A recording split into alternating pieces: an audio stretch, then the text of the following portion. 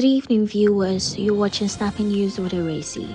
My name is Ewura Esi Adda. The headlines. Defense Minister calls for a new presidential jet. Agbogbloshie onion sellers want to kill me, says the Greater Accra Regional Minister. Policeman found dead at Flagstaff House, barracks. Now on to international news. Professional tennis player Naomi Osaka withdraws from Wimbledon as she takes some personal time with her family. Now let's get into the news.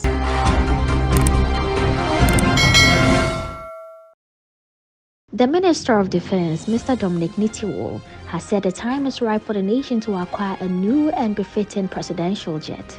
This is because the current Falcon 900X Easy aircraft used by the president was not fit for purpose. Mr. Nitiwul said this in response to an urgent question by the National Democratic Congress Member of Parliament for North Tongu, Mr. Okudzeto Ablakwa, on the floor of Parliament yesterday, or whether the presidential jet was in good condition and considered airworthy. He also sought to know if the defense minister considered it prudent the government spending €15,000 on chartered flight, and also whether it was prudent for Ghana to acquire new aircraft to aid foreign travels by very important persons, including the president. The capacity of the current Falcon aircraft is far below that of Fokker 28, which flew very important persons of more than 25 passengers during the Acheampong, Akufo, Rawlings and Kufuor eras. Hence, the urgent need for an appropriate aircraft which can carry better payload in terms of passengers of 70 to 100 people, and to carry all their baggage without affecting the performance of the aircraft.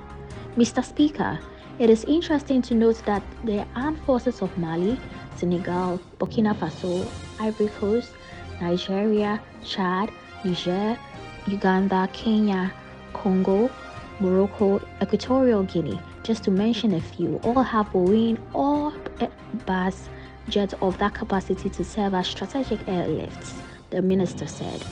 It was due to the state of the presidential jet that the minister justified the decision by the government to charter a private jet for President Dankwa Akufo-Addo to embark on a recent foreign travel to 3 countries in Europe and Africa recently.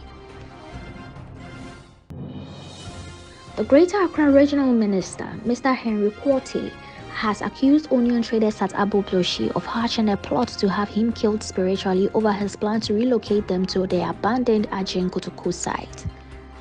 In an interview on TV, Mr. Quartey said the plot will not stop him from relocating the traders. He said, "So far as God exists, nothing will happen to him. Whether they like it or not, we will move them because we have made an alternative arrangement for them. I have heard that they have gone to some Malam to kill me. They are kidding. They should tell the Malam to return to his hometown because so far as God exists, nothing will happen to Henry Quartey by the grace of God, and by July 1st, 2021, we shall move them," Mr. Quartey said. The onion sellers in an interview with the media pleaded with the minister for a few more days to better organize themselves before the relocation. According to the chairperson of the Accra Onion Sellers Association, Mr. Masaudu Salisu, they want a place that will be similar to that of the Agbogbloshie site. A policeman was found dead in his room at the Flagstaff House police barracks on Friday morning. Inspector Emmanuel Kofi Nunekbeku was found dead lying in a prone position on his bed at about 10:25 a.m.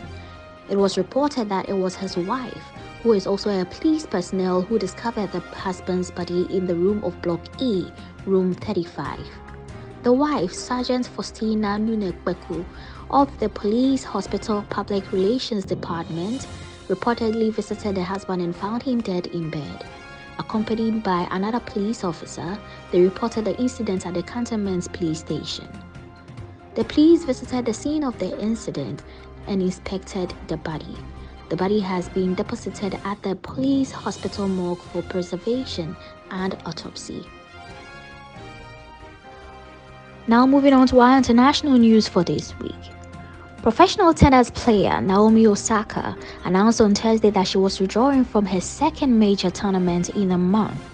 A statement released to ESPN by Osaka's agent indicated that After withdrawing from the French Open in May, she will not play Wimbledon either, which begins on June 28. The statement read as follows: Naomi won't be playing Wimbledon this year. She's taking some personal time with friends and family. She will be ready for the Olympics and is excited to play in front of her home fans. A message of support was later posted to the official Wimbledon Twitter account, wishing her all the best and indicating a hope to welcome you back next year. This has been Snappy News with Ewura Esi. Thank you so much for taking out time to watch this video. Kindly subscribe to my YouTube channel if you haven't. I'll come your way same time next week, God willing. My name is Ewura Esi Adda. Enjoy the rest of the evening.